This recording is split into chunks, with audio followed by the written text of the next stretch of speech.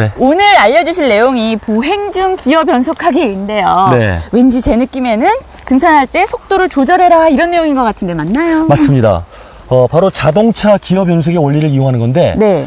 양현희 씨도 운전 좀 하시대요. 그쵸.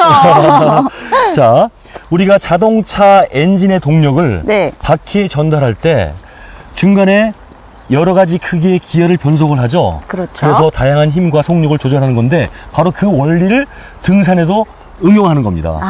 자, 자동차가 네. 가파른 언덕을 올라갈 때 네. 악셀레이터를 밟으면 엔진이 빨리 회전하죠. 그렇죠. 그 빨리 회전하는 힘을 네. 큰 기어에다 물려가지고 네. 이렇게 연결을 하면은 엔진은 빨리 회전하지만은 속력은 천천히 나는 거죠. 네. 그 대신 힘이 좋아서 언덕을 이렇게 잘 올라갈 수 있는 그렇죠. 것이죠. 네. 또 반대로 자동차가 평지라든지 고속 주행을 할 때는 엔진은 역시 똑같이 회전하고 있지만은 네. 작은 기어에 연결을 해서 속도를 빨리 하고 대신 힘이 있을 필요는 없죠. 그렇죠. 네, 바로 그런 원리를 등산에도 응용을 하는 것이죠. 아.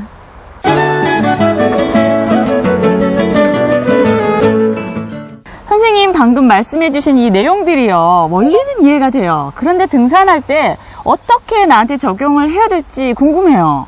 좀 더 설명을 해드릴게요. 네. 등산은 유산소 운동이라고 말씀을 드렸죠. 그렇죠. 예, 보통 한 3-4시간 계속 산에 올라가야 되죠. 근데 연료는 한정돼 있고 에너지가 네. 한정돼 있는 거죠. 그렇죠. 그래서 효율적으로 사용하기 위해서는 자기 페이스를 일정하게 유지를 하는 것이 정말 중요하죠. 네. 자동차에 적용을 해보면 이런 겁니다. 연료는 한정돼 있죠. 그렇죠. 예. 그런데 이제 자동차의 연비를 좋게 하기 위해서는 보통 엔진마다 적정 엔진 회전수라는 게 있어요. 네. 보통 RPM이라고 표현하죠. 아, 네. 한 3,000 정도 RPM 유지하는 것이 일반적으로 좋다고 그러는데 네. 1분당 엔진이 3,000번 회전하는 것이 그 엔진의 연비가 가장 효율적으로 이제 사용되는 겁니다. 네. 자, 3,000 RPM을 유지하고 엔진을 똑같이 회전하지만은 기아 변속을 통해서 여러 가지 다양한 출력을 나타내는 거죠. 우리 등산에도 똑같이 나의 출력, 즉 나의 운동 에너지의 힘은 똑같이 사용하되 평지하고 오르막에 따라서 달리 우리가 힘을 쓸 수가 있는 것입니다. 아, 이렇게 자동차에 또 적용을 해주시니까 조금 이해가 더 빠른데요. 네. 우리 몸의 에너지를 효율적으로 사용하기 위해서는 우리가 일정한 출력, 일정한 힘을 사용해야겠죠. 네. 예. 자, 등산에서 유산소 운동할 때 가장 효율적으로 자기 페이스를 유지하는 방법이 바로 지난 시간에 들숨과 날숨을 네. 하면서 발박자와 호흡을 일치시키는 걸 제가 설명해 드렸죠. 네. 예.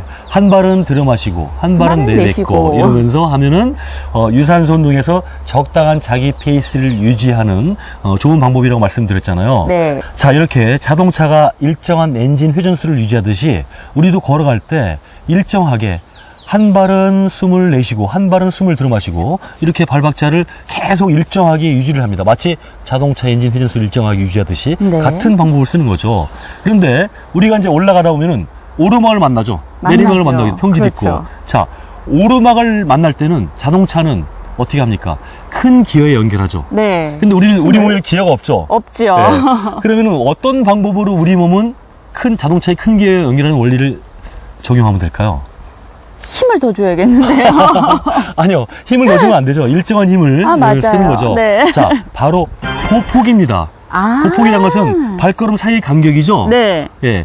이 간격을 좁게 하면은 우리가 호흡 리듬은 일정하게 들어 마시고 내뱉고 들어 마시고 내뱉고를 일정하게 유지하는 거죠. 일정하게 하지만은 보폭을 줄이면 어떻게 되겠어요? 그만큼 우리가 천천히 맞아요. 올라가면서 엔진 출력은 그대로 유지할 수가 있겠죠. 네. 바로 그런 원리를 이용하는 겁니다. 그러면 평지를 갈 때는 어떻게 되죠? 보폭을 좀 넓게 하는 거죠. 네. 넓게 하면은 바로 속력이 빨라지는 거죠. 그렇죠. 우리가 숨을 들여 마시고 내뱉는 엔진 출력은 일정하게 유지를 하는 겁니다. 네. 예. 자, 그렇다면 양희 씨한테 또 물어볼게요. 네.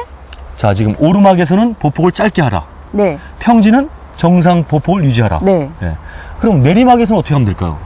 내리막에서는 상황에 맞게 자동차를 한번 생각해보세요.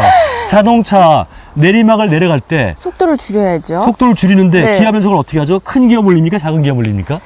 큰 기어요. 네, 큰 기어 물리면은 엔진 출력은 유지하고 있지만은 큰 기어 물렸기 때문에 자동차는 천천히 내려가죠. 그렇죠. 바로 엔진 블록을 사용한다.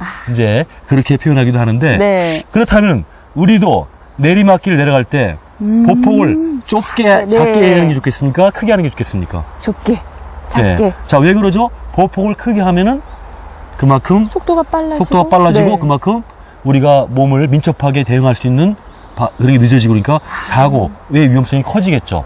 네. 내리막길에서도 우리 자동차가 천천히 가듯이 네. 우리도 보폭을 짧게 해서 천천히 가야만 좀 더 안전하게 할 수가 있는 것이죠. 정말 자, 이제 이게- 정리가 되죠? 네. 우리가 들어 마시고 내뱉는 그 호흡 리듬은 그대로 유지하고 또 발박자와 맞춰주고 그 상태에서 오르막에서는 보폭을 짧게, 내리막에서는 짧게, 평지는 좀 길게 네. 이렇게 하는 것이 바로 운행 중에 기어 변속하는 원리인 것입니다.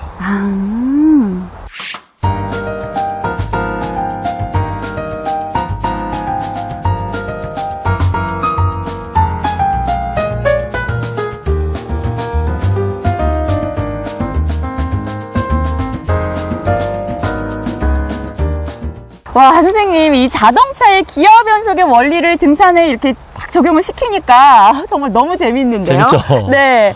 왜 우리 자동 변속 자동차 있잖아요. 그거는 자동으로 기어가 변속이 되지만 우리 몸은 그렇게 안 되니까요. 오늘 여러분께 알려드린 이 내용을 잘 숙지해 두셨다가요. 자동 기어 변속 자동차처럼 아주 스마트하고 즐겁게 등산하시길 바랄게요.